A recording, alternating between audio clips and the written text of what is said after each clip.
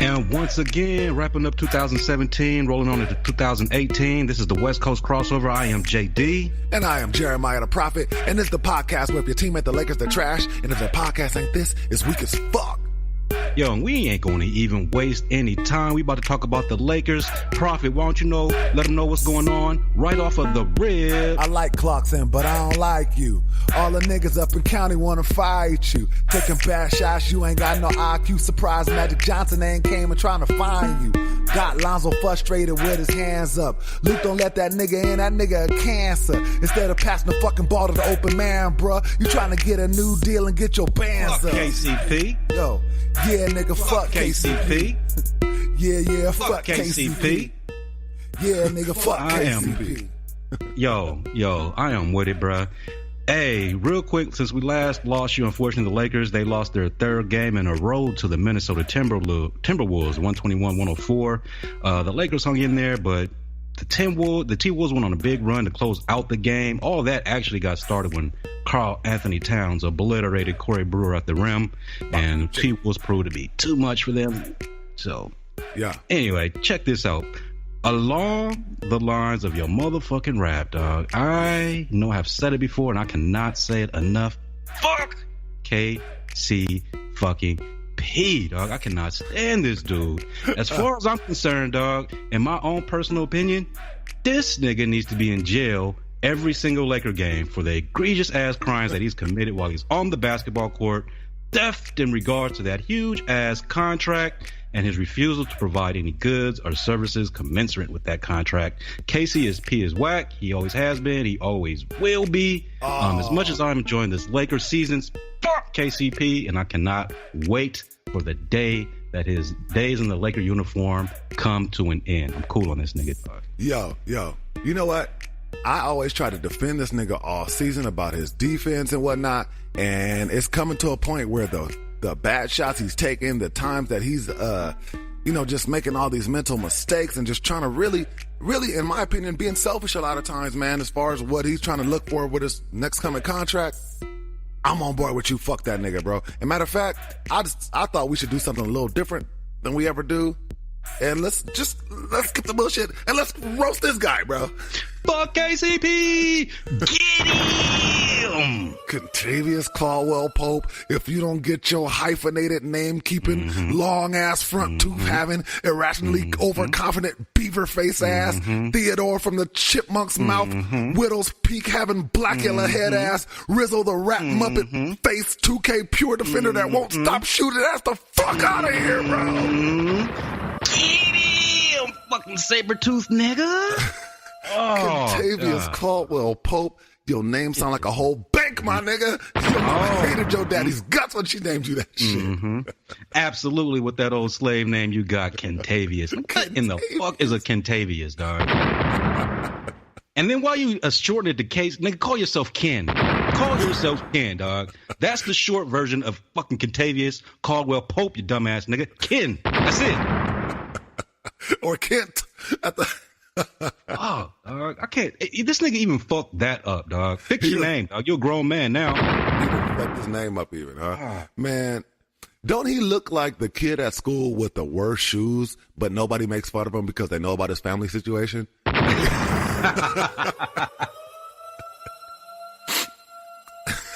Cold-blooded. How does this Fixing motherfucker... the holes in the shoes with baloney, dog. Go ahead. I don't like roasting Lakers, man, but I'm not even considering this nigga a Laker right now. Yeah, he's a rental type of nigga, man, so he can totally get it, bro. How the fuck in 2018 now it's about to be, does a nigga still have a fucking widow's peak? I mean, really though, like, how does that happen? Bruh, go ahead and get him, because look, I have a widow's peak, but nobody knows it, dog, because it hasn't been on my head in like 25, 30 years, dog. Get rid of that shit. Oh shit! Look, this is a revelation. Jeremiah the Prophet for 20 years. Talk to him, dog. Is that a revelation or what?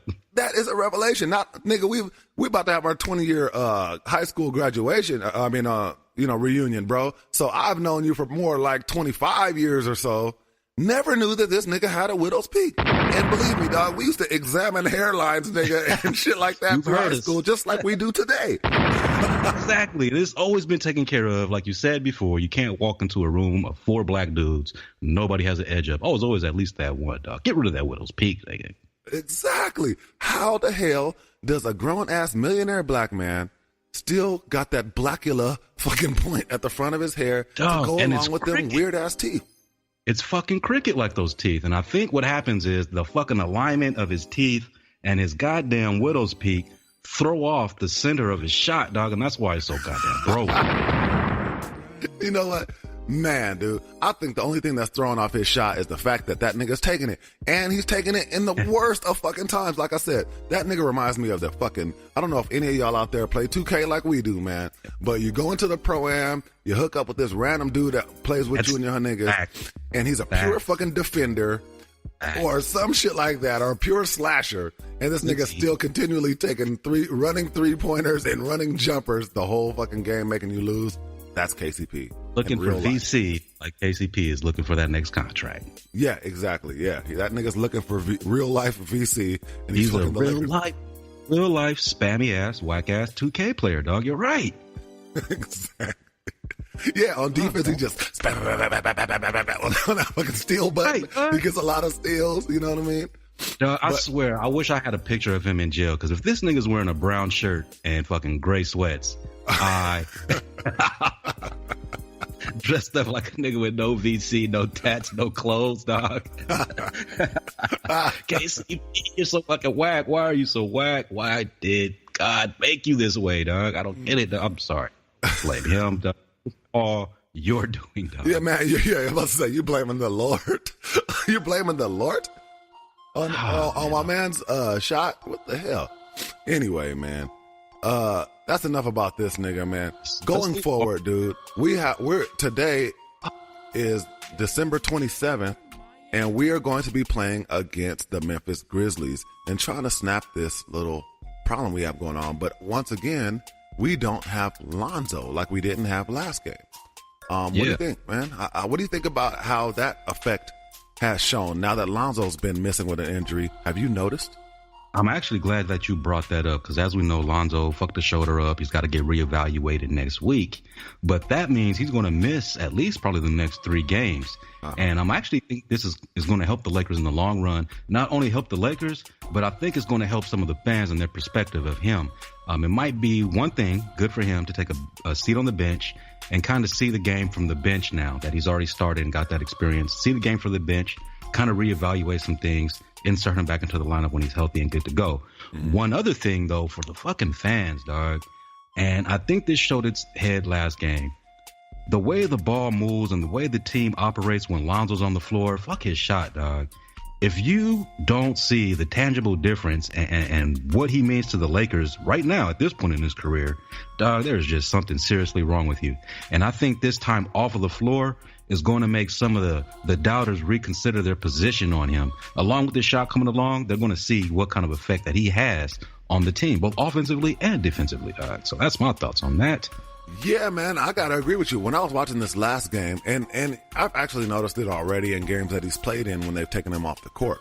But last game, in the very first quarter, dude, halfway through the first quarter, I normally watch all Laker games all the way through, but around halftime, I'm like, man, there's no way we're gonna win this game, even though it was close. There's no way we're gonna win because we're playing some helter-skelter type of craziness basketball. That's not sustainable, dude. It's not gonna last, and it didn't. Like 3.5 KCPs out there right now, dog. It's not the business. You know, and it really brought into perspective some of the things that we've been talking about a lot as far as what kind of guard Jordan Clarkson is, man. You know, I like Jordan Clarkson. That is my dude, but he's definitely he's more shooting guard than combo guard. That nigga doesn't do a very good job of being the floor general for the Lakers at all, you know, and really no one does. I mean, you had to put in Caruso, who does the best job that he can, huh? Yeah, the cable guy, Ernie Johnson Ernie Johnson from TNT. Ernie Johnson, Shaq, and Kenny and Charles Barkley were roasting Caruso the whole game, saying that he looked like Ernie Johnson from Inside the NBA. I saw that. That was pretty funny too. But he is the closest guy on the Lakers to making the ball move around and just handling the point guard duties. Tyler Ennis tries to do it a little bit, but he's just trash, man. And yeah, he's just trash.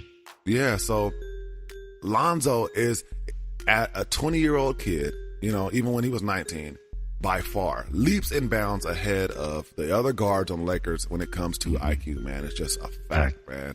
And when he's missing, dude, the whole team is just in shambles, dog. Just one. I mean, Brandon Ingram is normally the king of no pass shots or one pass drive to the basket, right? Right. He's injured too. He wasn't playing. But, the whole game we're having one pass forced to the basket. One pass turnover. We'll never win like that, bro. We'll never win half our games with that kind of play. Well, yeah. And you know what? Going back to Jordan Clarkson, man, for all those people that think Jordan Clarkson ass should be starting, I think you got some proof the other night that coming off the bench is the perfect role for this dude. I'm watching this nigga play and I'm thinking to myself, who the fuck this dude think he is, KCP? Because, dog, if you're just one of those people thinking Jordan Clarkson should start, just take that as evidence that he needs to be coming off the bench because he was just looking crazy out there at certain times. And his defense, not much better. But Josh Hart, your dude, he wasn't that great on offense, but he had his moments. And I actually wouldn't mind seeing him develop into the first guard off the bench, depending on what we want to do with Clarkson, especially in light of that current situation. He might become a reliable option off the bench. I like what he does on the court outside of just scoring the ball because he's not a legit scorer like that. But he does a lot of little things to help the team that I've noticed. And I like maybe him moving forward, getting groomed into the role as the sixth man. I agree, bro. Josh Hart, I don't know about sixth man, but he's definitely a backup point guard material. To last in the league for good. And he may not be, you said he's not a legit scorer, but he's as legit as fucking KCP is. You still have to without respect the overconfidence. him. Yeah. So, but 13, 15 minutes a night, if Lonzo's getting 35 and you giving those other backup point guard minutes to Hart, I'm not mad at that at all. No. He's going to be the best option going forward at the backup point guard position for sure. Another thing that reared its head with Lonzo out of this last game, to me, is one, of course, Kyle Kuzma is the truth on offense as far as getting buckets, and he's pretty much unstoppable so far this season, man. Like, from now, the scouting report is out on this dude. It's not like people are going against the Lakers and saying, okay, who's going to be shooting? You know what I mean? Brandon Ingram's out. When them niggas got to the arena, I'm sure whoever's playing the 3 or the 4 was like, hey, all right, I got Kuzma, and he put in his work. But once again, man, he's great at that, at getting buckets. He needs a dude in there that's only going to give it to him in the position where it's time for him to get buckets. When he gets the ball a little too early, he can make a pass, of course, right? but my man he's pretty much gunning, and he's good at it, so it's not like, I mind that. But he needs to be that third dude that touches the ball. When you move the ball around 3 times, or in an once ISO the defense situation, starts to move and get out of position a little. Once the defense get out of position, you get it to him, and bam, it goes. You're ready to Same thing with strike. Brandon Ingram. But you can't have Brandon Ingram and Kuzma basically like getting the ball too early on the shot clock, man. You know what I'm saying? Because they look to score right away. Yeah, they're basically going to turn it into an ISO game for a minute. Even though they're good at it. And so that's another reason why I appreciated Lonzo and missed him in this last game. And I feel like we might be in trouble going forward for these next couple games, man, because there's no offensive glue guy there to make sure that it's distributed or that people are doing the right thing and not just going one-on-one. You know what I mean? I got what you're talking about, man. Let me, though, in that vein, circle back to Kyle Kuzma. Yeah. Because at the point right now, I think this dude is the absolute truth. I don't need no more convincing. Right. This dude is my favorite Laker right now. He's got a whole lot of poise, especially for a rookie, even though I know he's an older one. But as you mentioned, this dude's got some flaws on defense. But I think a lot of that can be fixed with some experience. Yeah. And just raising his awareness and the effort on that end. Because while he went off last night, let's not get lost on the fact that Taj Gibson has went off for 23 and 9. That's Taj damn Gibson, dog. He's not. Yeah, supposed that's to be not even normal for him at all. Not at all. But on the other end, like you were talking about his offense, I forgot what he finished with, but it was some high number, and he dropped that on Taj Gibson. And Taj Gibson is renowned for being one of the top defenders in the league. So if he ever gets that defensive side of the ball, if he gets that to come around and gets that anywhere near the level on par of his offense, then like I said, he's going to be a top 20 player in this league. And I think that he still has a lot of room to grow. I like his mentality. And everybody's always talking about Kobe this, Kobe that. He has this mentality of like, yeah, I would like to talk to Kobe, but regardless of that, I'm going to be dope anyway. I'm going to be one of the best. And if you ask me, I look at him and I see the Mamba mentality in him more than I see in anybody else. Yes. I'm down with it, bro. That's what I'm talking about. The Mamba mentality. Hey, Kobe, and his mentality is what has changed a lot of the culture and the way Laker fans look at basketball. Because we used to like happy, smiley niggas like Magic Johnson. That was our thing. Now, we definitely want to look for somebody who's ready to attack and eat the opponent's hearts out. And I do believe that Kuzma has that. He's got that irrational confidence, right? And he likes drop 30 on you. He likes to kind of humiliate you a bit. Yeah. And I think that's why you see him attempt so often to go to the rim so hard and dunk on somebody. Yeah, he tries some outlandish shit on people's necks. Yeah. He ain't made one it takes yet, a lot of days. He's made one. I forgot who he got, but he did get somebody finally. But that kind of confidence, that little thing right there, the way he attacks the rim is a microcosm of how much confidence he has in his game. And those type of players tend to excel, man. Not those B-type, passive types. You need that kind of dude on your team. So I'm down with Kyle Kuzma. Like I said, he's my favorite Laker. I believe he's the true top 20 player in the league coming up. That's how I feel about that dude. All right.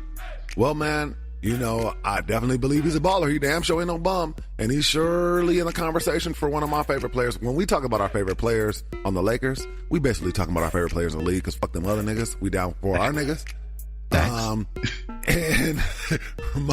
And I do love Kyle Kuzma's game. I'm not as optimistic about him coming around altogether as far as his game because in my opinion, his mentality shows me that he's gonna be that dude. He's gonna get them buckets. I see him as being more mellow than Kobe, game wise, but that's not a diss because I think Melo's a freaking baller.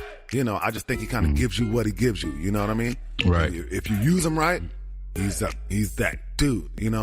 If you're expecting more out of him than what he gives you, then that's your bad. You know what I mean? My favorite Laker still is gonna be Lonzo, man, because he gives us the dubs. That's my guy. I like them, man, and it's a West Coast thing. But we're not talking about our man, Brandon Ingram, man. We're missing him right now with the injuries. But is Kyle Kuzma really that dude to where Brandon Ingram is an afterthought like that? No, definitely not in my mind because as far as I'm concerned, Lonzo Ball, Brandon Ingram, and Kyle Kuzma are the three dudes on the roster right now that you point to, and you point to them as a foundation and who you want to build around and who you want to bring in to surround. Even if it's better players than those guys, so be it. But if for some reason we strike out in free agency, bring in some second-level guys and let these guys continue to develop because I think, like I said, Kuzma can develop into something special. Brandon Ingram is still getting better. Lonzo Ball is getting better and might become a top-tier point guard. I can kind of see that. So you might really be cooking with something right here with Ingram, Kuzma, and Lonzo Ball. Those three are the bases. And Ingram's game, like we discussed before, is just really coming along. Leaps and bounds. And number one is the consistency is starting to come around with him. And that's been a big thing for him. All right. Well, with you saying that, you named three names: Lonzo, KCP. No, I'm just playing. Brandon Ingram, and Kyle Kuzma. You named those three players, and you say that those are the foundation, and you left out some very notable names, namely Julius Randle, Jordan Clarkson, and a lot of people have been leaving those names out, and I think that has them a little bit salty. There are different rumors going around, including one that came out of the mouth of one of the Lakers. When Andrew Bogut was talking to ESPN, he gave a quote saying that everyone knows what's going on with the salary cap situation next year and all that. That is just distractions that we can't let affect us. That is part of the league, the business decisions that front office and coaches make. So if that's distracting guys, it's going to be like that your whole career. That's just the nature of this league. But he was saying that in response to basically admitting that there are some Lakers in their locker room that are salty right now because they know that their days as Lakers may be numbered. And there might be a little, locker room tension going on right now, man. You heard about that, or what you think about that? You know what? I haven't heard about that. I missed that quote. But my thing is, if you salty about that, oh fucking well, dog. Grow up. It's a business after all, man. Niggas get traded every day, dude. That's how that go. And tomorrow it might be your turn. Yeah, we in a situation right now where everybody knows it, dog. People are on the block for the Lakers, and that's just is what it is. So, hey, think about yourself, man. Ball out for your next contract, whatever it is you got to do, dog. But if you salty and you a grown-ass man about that, hey, you need to be off the squad anyway, dog. Grown-ups allowed. That's it. That's all we need. So that being said, dog, with those three that I was talking about, who do you think is the salty one? Because I would have my suspicion that it would be Jordan Clarkson, dog. Yeah, bro. That's what I was going to say, is that I think that within the last couple games, you'll see the camera pan across the bench. Mm-hmm. You see a certain nigga with his lip poking out a little further. Jordan Clarkson salt face. Yeah, Jordan Clarkson been having the mad salt face going on for the last couple games. And we all know that Julius Randle has been a little upset with the minutes that he has going right now. And he's in a contract year. So I kind of get that a little bit more because that's you playing with my nigga's emotions when you got him sitting on the bench in a contract year. Right. Jordan Clarkson, man, my advice would be to him, dude, you better shut up, man, and kind of take that, bro, and don't let the league know how salty you can be about sitting on the bench, nigga, because wherever you go, your ass gonna probably be on the bench, nigga. There ain't no team. There's no team in the league that's gonna look at you and be like, all right, yeah, that's my point guard of the future. Nah, bro. He can go join D'Angelo Russell out there in Brooklyn. Right. And they might have that nigga come out off the bench too. That's real talk. I'm serious. That's where he needs to be coming anyway, man. You right anyway. Yeah, man. So I mean, I like JC, man, and I hope out of all of the young bucks on the Lakers team, him and Julius Randle did not have to go, but it looks like them niggas gonna have to get the boot, doesn't it? It does absolutely look like that. I do think they're good players, man. I do like Jordan Clarkson. He came out of nowhere, similar to Kyle Kuzma, but not as impactful. But he exceeded expectations, and he's definitely carved himself a niche in the league. So he's going to be valuable to somebody, but I think it is going to be as a bench player. So we're going to see what happens with that dude. But he's definitely up there as far as tradable commodities go. And you've already mentioned it, man. Julius Randle, whose names were recently floated around in trade talks with the Mavs and involving Nerlens Noel, which probably before the season I might have been a little bit down with. But damn, dog, Nerlens Noel, man, he's been injured this year as he has been throughout his career. But before he even got injured, he's racked up a lot of DNP coach's decision on his damn own through his own merit. So, man, Dallas is down on him. Philly was down on him. Now I'm looking at him kind of like, yo, there might be a reason for that. So let's kind of stay away from this dude. My reasoning for him is a little bit different for why I don't want him on the Lakers team, man. I think that nigga would fuck up the Lakers pictures once again. And we got enough weirdos on the Lakers team. You said nigga's teeth, teeth nigga. He's got that Buddy Hield. Oh, nah, man. You can't, man. You know what I'm saying? You need to go to the Kings with them teeth. Play with Buddy Hield. Anyways, who can we look to and say, man, maybe the Lakers can make a move for them? Now, the Lakers, there have been some different trade rumors going on right now, talking about what the Lakers may be offering and looking to receive in packages. One thing that I saw was a package where Julius Randle was shipping out to the New York Knicks. It was basically Julius Randle for Courtney Lee and a pick for next year. Just to pretty much clear space on the Lakers. What do you think about things like that? Or have you heard any other trade rumors? I swear to God, if I have to see another KCP on our team, I will lose my goddamn mind. No, is Courtney Lee fucking another Courtney KCP? Lee. No, dog. Yes, I can't stand Courtney. I don't even understand how this dude is still in the league, dog. No, dog. I personally don't like that at all. Hell no. Is Courtney Lee expiring contract? He's gotta be. The Lakers wouldn't be taking that guy on just like on the strength. Hell no, dog. He makes a lot of money too. Oh man, that's my personal feelings on Courtney Lee. Fuck Courtney Lee. Yeah, man. You know, that's one thing that the Lakers are not going to entertain is taking back a mediocre player that has more than a year on his contract, because they're trying to shed mediocre players right now. Dog. Right. And they're shedding players that are better than mediocre, actually. You know what I mean? Yeah, man. And he is like the definition of mediocre, dog. Yeah. Overpaid, mediocre Courtney Lee. There he is, dog. Well, what about the rumors about Big Boogie gangsta ass DeMarcus Cousins, man? I've heard that the Pelicans, if they feel that he's going to be leaving at the end of the year, which he may because they're a little less successful than what they expected, that they would be looking to move him before the February trade deadline. If that is the case, would you want that nigga on the team if it took getting rid of Julius Randle, Jordan Clarkson, and more? It depends on what that more is, one. And two, man, I kind of really don't want that dude on the team. I understand that he's a monster talent and he can get crazy numbers. But, man, honestly, dog, his temperament and the off-the-court stuff and just, I don't like it, man. And I think there's a certain detrimental aspect to him as a person that would bring the team down, even though those monster numbers would come. I see him as an Allen Iverson type, to be honest with you. He can put up great numbers. What was wrong with Allen? I mean, he could put up great numbers. He could be entertaining. But since he got in the league, since AI got in the league, I told people this. I was like, this dude's never going to win a championship. It's impossible with him as the focal point.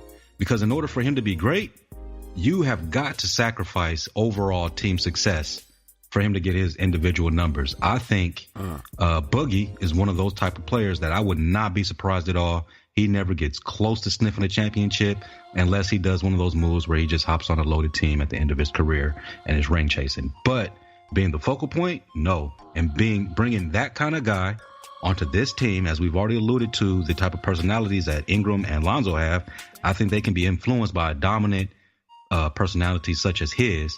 And I think he brings a lot of negativity, dog, that I just do not like, despite the numbers. He's a talented basketball player. I just don't like the baggage, dog. And I don't want him on the Lakers, bringing that shit onto the Lakers and his bad charisma and all that other bull. You know what? I have to say that, one, I think that the Lakers are a little too light-skinned right now, man. They don't have enough. I'm just joking about that, but that's an inside Kobe joke.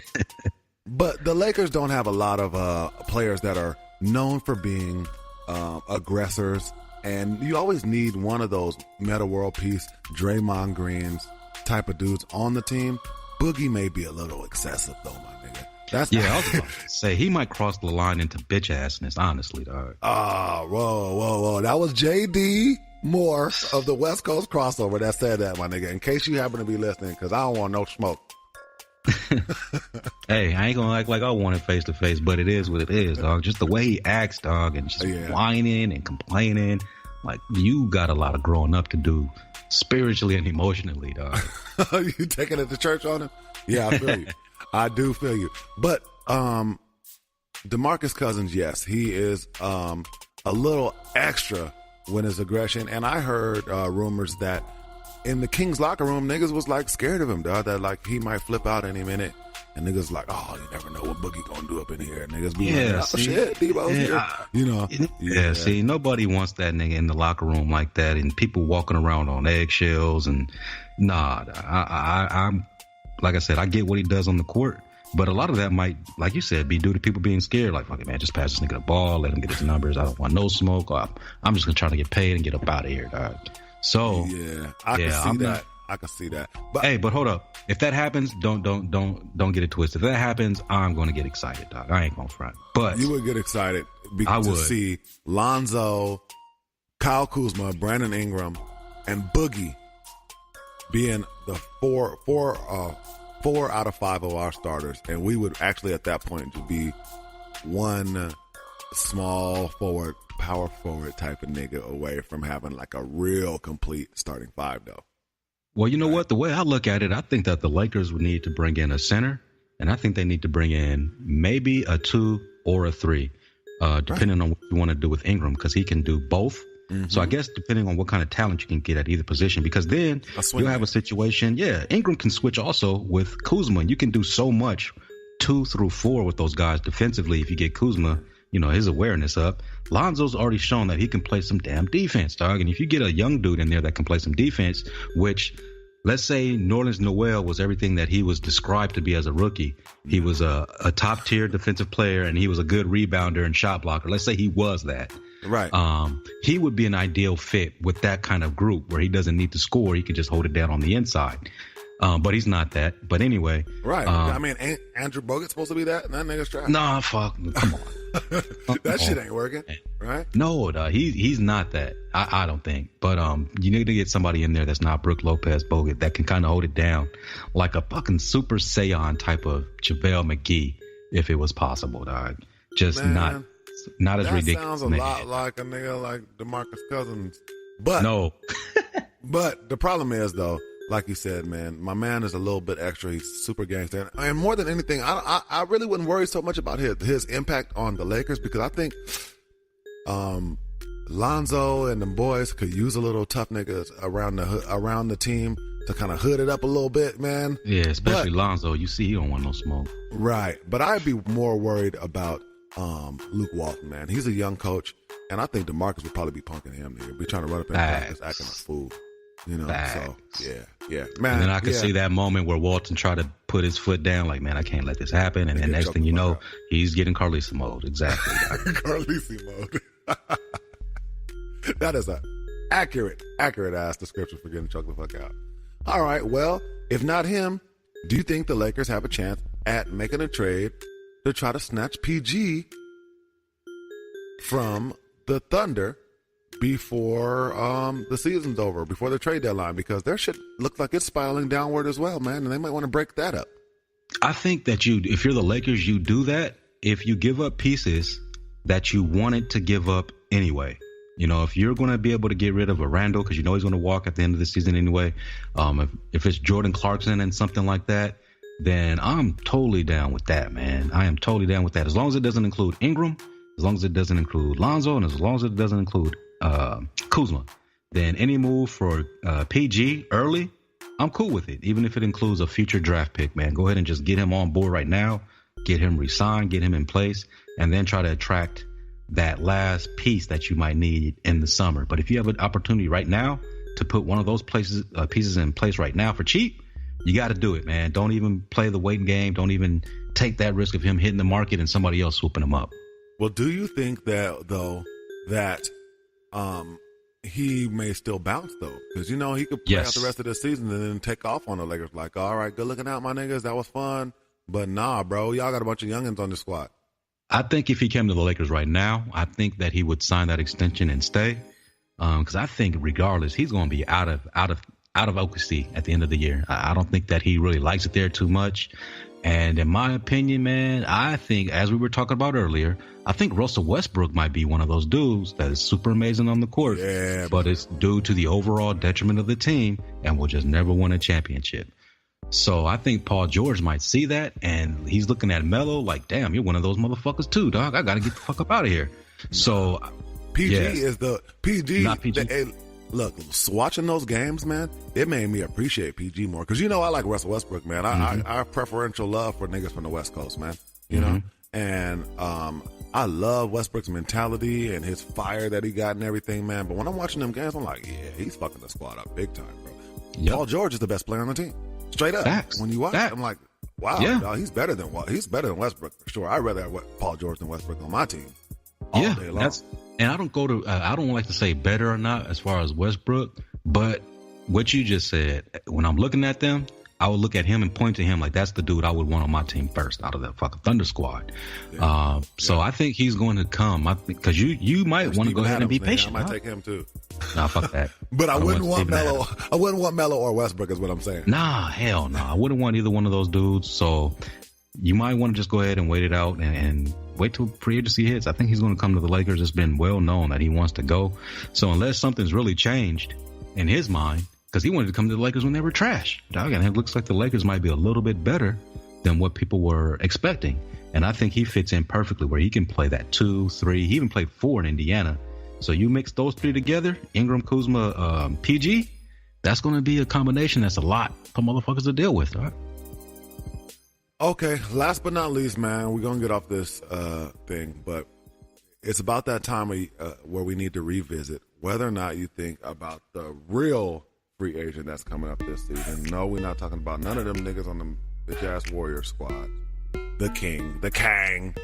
Do you think there's a chance that nigga at all may end up on the Lakers?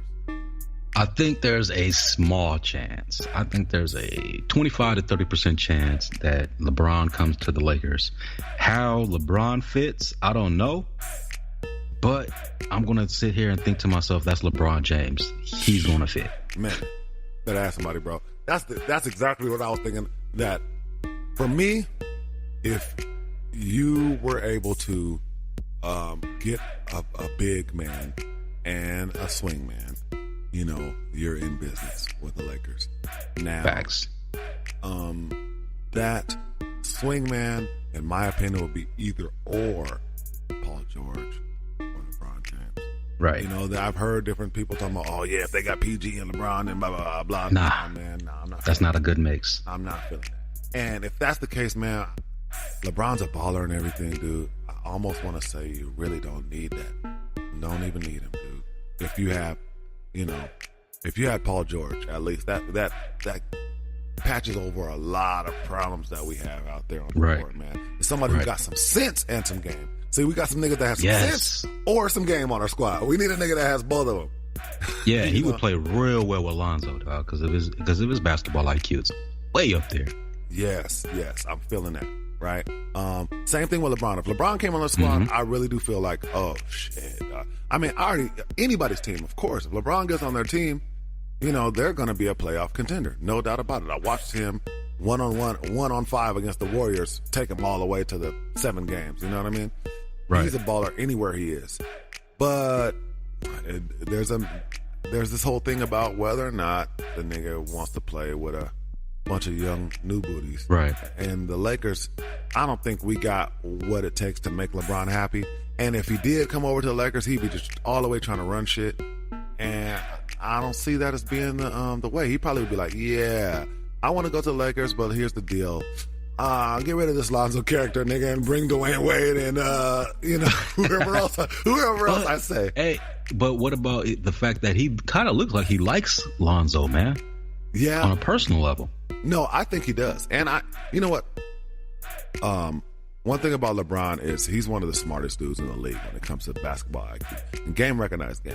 I'm positive that's why he likes Lonzo.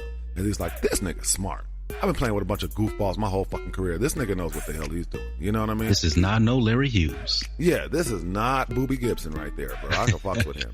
And I'm sure Lonzo feel like that. LeBron, I was joking about the Lonzo thing, but I would not be surprised at all if he was like, yeah, I know Brandon Ingram is, you know, kind of, you know, I can see him behind closed doors talking to Magic, closing the door and shit with all the other Lakers looking outside the door. Like, what's that nigga talking about? What are they talking about in there? Exactly. And I know that LeBron would have way too much influence. You know, I mean, he deservedly so. I'm about to say, is that necessarily a bad thing, though? Well, I'm just saying, man, you know, it just would change a whole lot. This whole thing that we're looking at with the Lakers. It would. Ooh, if we had LeBron and Kyle Kuzma and Brandon Ingram. Nah, bro. LeBron come to the squad. He probably going to be like, yeah, I like Kyle Kuzma, but that nigga has to go because I have a friend over here in Washington, nigga, that's going to come if he goes. You feel what about this, man? Okay, so let me ask you one thing. LeBron buying a second house in LA, does that give you any kind of influence on how you feel or think about him coming to the Lakers? Hell nah, bro. LeBron you don't think so? already owns a bunch of shit out in LA.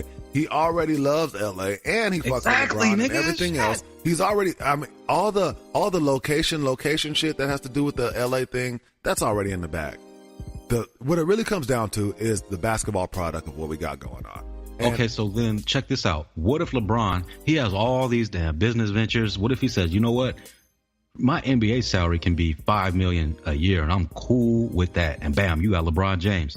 Knowing now that he has all this cap space, he can bring in some friends that are all-star level, not fucking Dwayne Wade, and really kind of just stack the Lakers like these other teams are trying to do. Not fucking Carmelo Anthony, but he looks at it, and just says, hey, I got to go through the West anyway.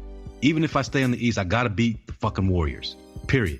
So what does it matter if I do it, on the West or on the East? What does it matter? I got to go through these niggas. So let me take $5 million in salary and bring, 2 more top flight players in here, a center and somebody else. And boom, now we got a fucking super team.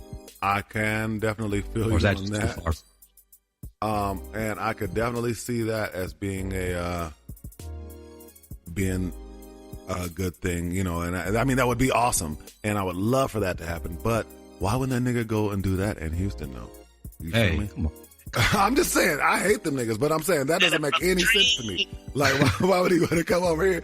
If that's the case, he would go over there with his friend Chris Paul and the bearded one, and them dudes would be over there with a super duper team, and it would be making us look crazy.